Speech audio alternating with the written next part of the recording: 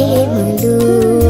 මං වගේම කෝල් හාමි ගී ගයනවලු මම පාඩම් වැඩ හොඳින් කරන හොඳ ළමයෙක්ලු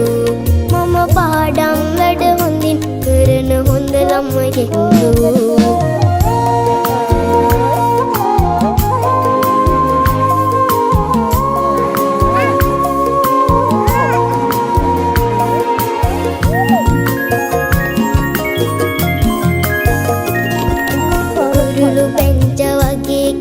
තාත්තා කියනවා තඟමල්ලක් තමයි කියලා අම්මා කියනවා කුරුළු පැංච වගේ කියලා තාත්තා කියනවා